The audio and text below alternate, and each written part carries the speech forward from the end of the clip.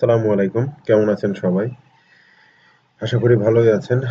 আমি সাব্বির আহমেদ। আজকে আমি দেখাবো আপনারা কিভাবে হোস্ট হাব বিজ বা আমার অন্যান্য যেকোনো ধরনের WHMCS থেকে যদি এই অ্যাড-অনসটি কোনো WHMCS ব্যবহারকারী ব্যবহার করে থাকেন, তাহলে কিভাবে সেখান থেকে সার্ভারের আইপিটি আনব্লক করতে হয় সেই প্রসেসটি।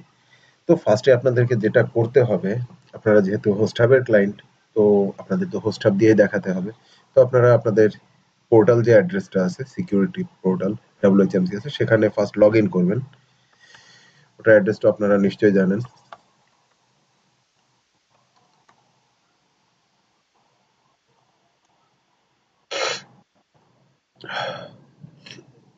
আজকে আমি একটু সিক আছি, একটু ঠান্ডার প্রবলেম হয়েছে।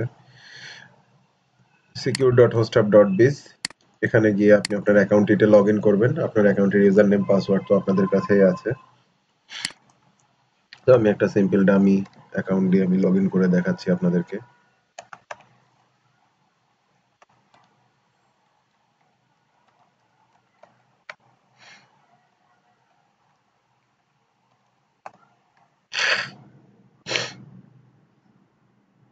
হুম, তো হ্যাঁ, ঠিক আছে।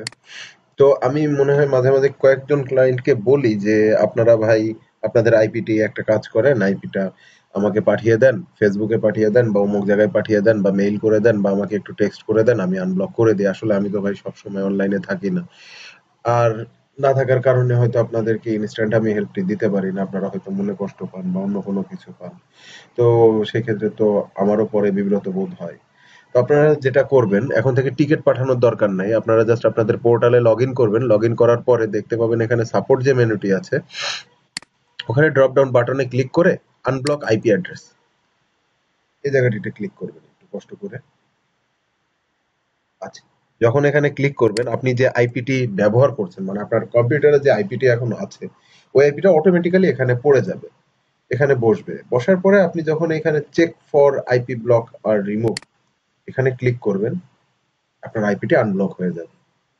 টেনশন করার কোনো দরকার নাই, বা আপনাদের মনে প্রশ্ন আসতে পারে যে আমি তো ভাই সার্ভারেই লগ ইন করতে পারছি না, তাহলে এটা ভাই WHMCS এর সার্ভার আর ওই সার্ভারটা সম্পূর্ণ আলাদা আমার এখানে। তো সেই ব্যাপারে আপনাদের কোনো প্রকার অবকাশ নেই যে আপনারা বলবেন যে ওটাতে লগ ইন হচ্ছে না, এটাতে লগ ইন হবে কিভাবে। আশা করি আপনারা প্রসেসটা অনেকাংশে বুঝতে পেরেছেন।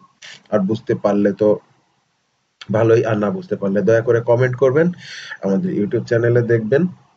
আশা করি সবাই ভালো থাকবেন, আমার জন্য দোয়া করবেন। আল্লাহ হাফেজ। Thank you.